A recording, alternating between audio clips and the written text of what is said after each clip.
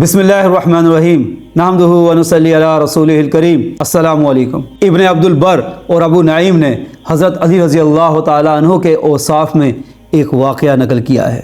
حضرت زرار بن زمرہ کنانی رضی اللہ تعالیٰ عنہ حضرت معاویہ رضی اللہ تعالیٰ عنہ کے پاس تشریف لے گئے تو حضرت معاویہ رضی اللہ تعالیٰ عنہ نے کہا کہ اے زرار، مجھے حضرت علی رضی اللہ تعالیٰ عنہ کے اوصاف بیان کرو۔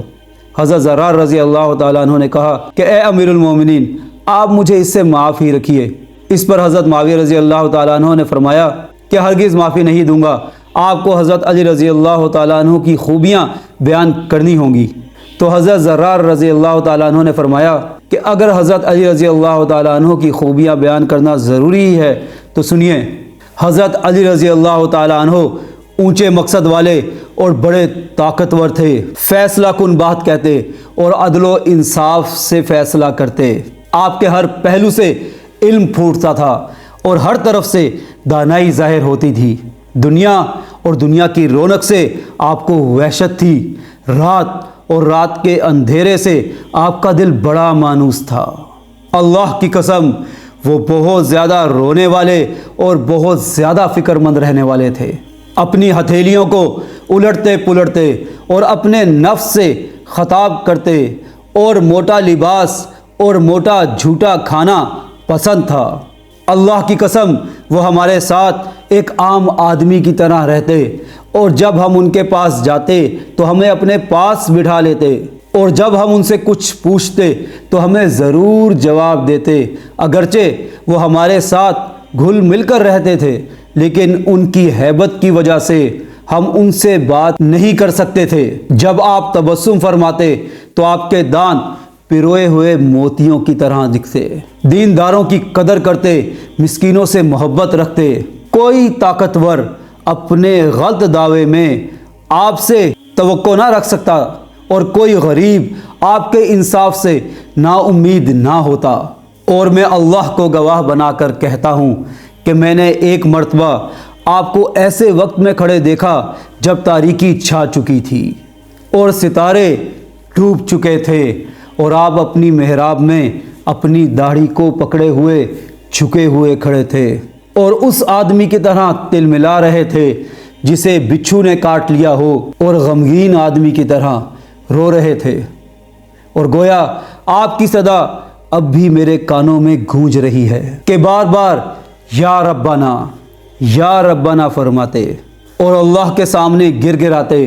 پھر دنیا سے مخاطب ہو کر کہتے، اے دنیا، تو مجھ سے دور ہو جا، میں نے تجھے 3 طلاقیں دے دی کیونکہ تیری عمر بہت تھوڑی ہے اور تیری محفل بہت ہی گھٹیا ہے اور تیری وجہ سے انسان آرام سے خطرے میں پڑ جاتا ہے۔ ہائے ہائے، زیادہ سفر تھوڑا ہے اور سفر لمبا ہے اور راستہ وحشت ناک ہے۔ یہ سن کر حضرت امیر معاویہ رضی اللہ تعالیٰ عنہ کے آنسو ان کی آنکھوں سے بہنے لگے۔ ان کو روک نہ سکے اور اپنی آستین سے اپنے آنسو صاف کرنے لگے، اور لوگ ہچکیاں لے کر اتنے روئے کہ ان کے گلے رند گئے۔ پھر حضرت امیر معاویہ رضی اللہ تعالیٰ عنہ نے کہا، بے شک ابو الحسن یعنی حضرت علی رضی اللہ تعالیٰ عنہ ایسے ہی تھے، اللہ تعالیٰ ان پر رحمت نازل فرمائیں۔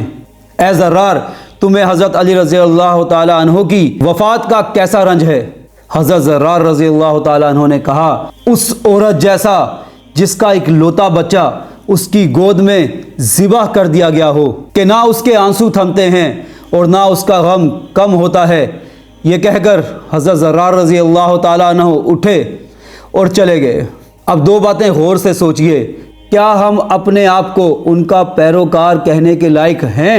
کیا ہمیں بھی سفر کی لمبائی کا، زیادہ راہ کے تھوڑا ہونے کا اور راستے کے وحشت ناک ہونے کا غم ہے؟ ہائے، ان کا زیادہ راہ تو بہت زیادہ تھا، تھوڑا تو ہمارا ہے بلکہ ہے ہی نہیں۔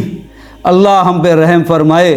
اور دوسرا یہ کہ ہم کتنی آرام سے حضرت معاویہ رضی اللہ تعالیٰ عنہ اور حضرت علی رضی اللہ تعالیٰ عنہ کے اختلاف کو بولتے رہتے ہیں۔ ان کے دل ہمارے جیسے نہیں تھے، وہ صحابی رسول تھے رضی اللہ تعالی عنہم اجمعین۔ وہ دنیا کے پیچھے ایک دوسرے سے نہیں لڑتے تھے، ان کا اختلاف بھی اللہ کے لیے تھا، ان کی صلح بھی اللہ کے لیے تھی۔ بے شک وہ اس حدیث کے زمرے میں آتے ہیں جس کا مفہوم ہے جب کسی مجتہد نے اجتہاد کیا، اگر اس کا اجتہاد درست ہوا تو اس کو 2 ثواب، اگر غلط ہوا تو اس کو 1 ثواب۔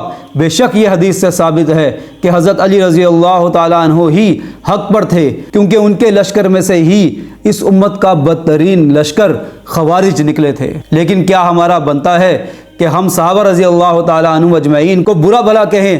وہ تو ایک دوسرے کے لیے رو رہے ہیں، ایک دوسرے کی جدائی میں ان کے دل ٹوٹے ہوئے ہیں، ایک دوسرے پہ رحمتوں کی دعائیں کی جا رہی ہیں، اور ہم اپنی آخرت پر دھیان دینے کی بجائے حضرت علی رضی اللہ تعالیٰ عنہ کی وصیت، جس میں آپ رضی اللہ تعالیٰ عنہ نے کہا کہ صحابہ رضی اللہ تعالیٰ عنہ اجمعین کے معاملے میں کچھ نہ بولنا، بے شک وہ نبی صلی اللہ علیہ وآلہ وسلم کی وصیت ہیں۔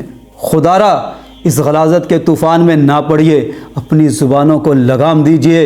حقیقت کہوں، ہماری اتنی اوقات، ہماری اتنی حیثیت نہیں ہے کہ ہم صحابہ رضی اللہ تعالیٰ عنہ اجمعین کے بارے میں بولیں۔